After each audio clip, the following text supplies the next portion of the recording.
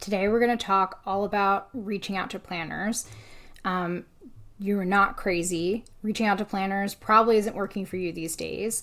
So I'm going to talk about why that is and give you 3 things you need to do in order to make this strategy work for you again and have planners become your referral partners. So make sure you watch the entire thing. I'm going to talk about what actually works to get planners interested in working with you, exactly what I did to get referred by celebrity wedding planners and luxury event planners, where I was booking $10,000 clients as stationer, which is fairly rare. Most stationers are making, maybe $1,500 per client, $2,500 per client, but I was booking, 5-figure projects from working with planners. So make sure you stick around for all 3 of those tips. You won't want to miss it. Welcome back to the Marketing Answers podcast. I'm Jamie Coast, a former marketing strategist who picked up a paintbrush and started her own successful stationery business. Now I'm answering your marketing questions to help you grow your creative business. Let's get right into it. If you've been reaching out to wedding planners lately or heard that it was a good strategy and, it hasn't really been working for you, I'm going to tell you exactly why. It's not emailing them an intro to your business. It's not doing styled shoots with them. It's really honing in on these 3 key strategies in order to reach out to the right wedding planners and create relationships with them and create really strong referral partners from them. The first one I'm going to talk about in terms of what's not working is reaching out to planners cold. It doesn't work. You don't want to just email them a generic message, introducing yourself, saying, hi, I'm in your area.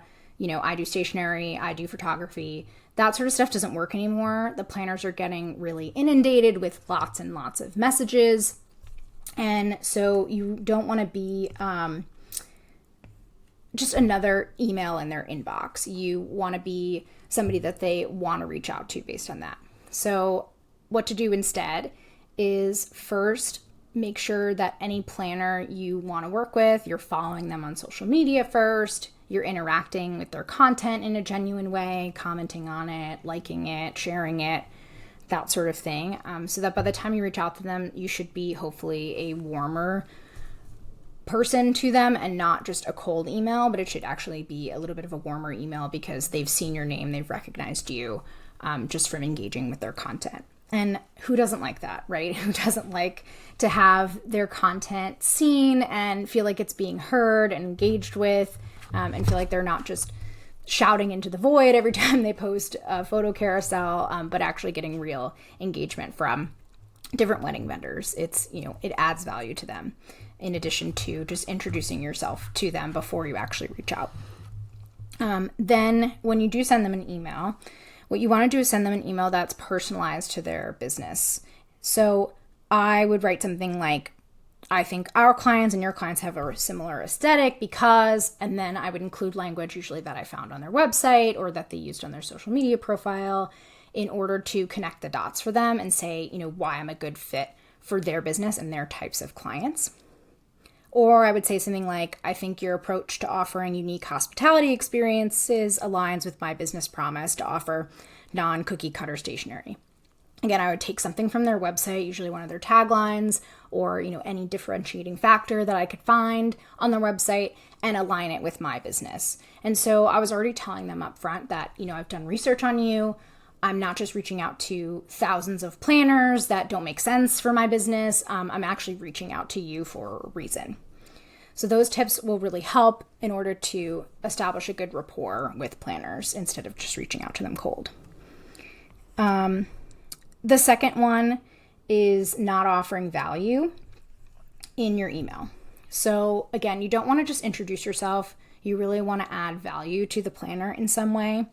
For example, I used to send wedding planners when I reached out to them with that personalized message. I would then add, I'm sending you over a checklist, and I would make it a very comprehensive checklist, one that wasn't basic, wasn't something that AI could just produce. It was extremely detailed and it had all of the stationery needs for clients, and it had, a sample timeline of when clients needed to send out invitations and save the dates and get RSVPs back and that sort of thing. And it was client facing in the sense that they could take that and send it right to their couples anytime they had a question about timelines or anytime they needed to brainstorm what they wanted to do for their day of stationery or their save the dates and invitations and, all the different pieces that they could possibly have. So it saved them time. It helped them answer client questions. And then it also just worked as a resource for them that they could keep on their desk or they could keep in their files in order to, when they're brainstorming and coming up with design ideas with clients, they had that really comprehensive checklist that they could go down and see, what does the client want? Does the client want napkins or matches or guest book? It had a very, very detailed list. You can also offer them a free gift. And a lot of people talk about this, offering, different gifts to planners. What I wouldn't do is offer them, like just a giant sample kit of everything that you do. Again, you want to really try and add value here. So if you're a photographer, you could offer them free headshots, which is a great way to get to know them. And get them to see your work in person. And that way they'd feel more comfortable referring you. It serves a really clear purpose. You could send them flowers to their office if you're a florist, right? Give them a chance to experience your work and give them a nice surprise. You can give them free business cards as a stationer or letterpress printer or anything like that. It adds value to their business and gives them a chance to experience your work. So what you want to do is, do something like that in that first initial email. Give them a reason to respond back to you positively with a, yes, I would love free business cards. Thank you so much. As opposed to, just doing a styled shoot or just doing, a basic intro that's all about you, right? Make it really about them. And then the third thing that I see people not doing is they're not adding reciprocal value during or after the project, right? So this is in addition to the value that you're adding at the front when you first reach out to them. You want to add value throughout the entire process. So when I was talking to clients of planners, if I was talking to them early on in the process through some sort of discovery call, I would always ask them about their wedding planning journey and look for an opportunity to praise the planner or talk about how I know the planner.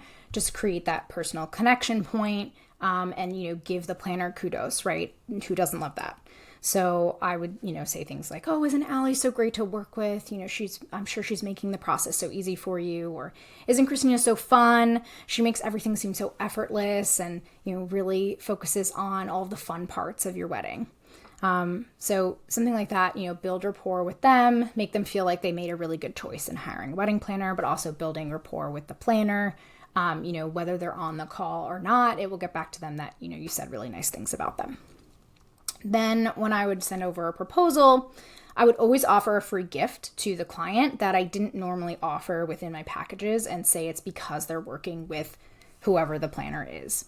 So for example, I would do something that was usually of little hard cost to me, little expense, but something that has a higher perceived value with the client. So a custom cocktail sign, thank you cards, maybe I would add the artwork that they were considering adding onto their package, but, thought they maybe couldn't afford it. I'll add that back in and say, hey, and because you're working with Allie or Christina or whichever planner, because you're working with this planner that I love, this is a free gift as part of your package, kind of on behalf of your planner. And I would let planners know too that I would do that so that they could offer it to them if they wanted. And it really just, again, makes them feel good, makes them feel like, wow, it's such a great thing that I hired this planner. They're getting me all sorts of value out of the vendor relationships that they have. And, the planners want to look good and the planners want to feel like they're delivering value. And so they're going to refer you again, if you are someone who delivers value, throughout the process. And then also at the end, I would usually send some sort of thank you gift at the end of the season. Or if, there were any problems during the project, I would also send them, some sort of acknowledgement, appreciation gift. So for example, I had a miscommunication on one of my projects last year where, the menus were supposed to have all the names on them, but they ended up getting shipped, without any of the names. They weren't personalized menus. And, they had separate place cards, but the menus themselves were actually supposed to be personalized as well. So, just a small hiccup. I ended up reprinting all of the menus and getting the menus to them on time.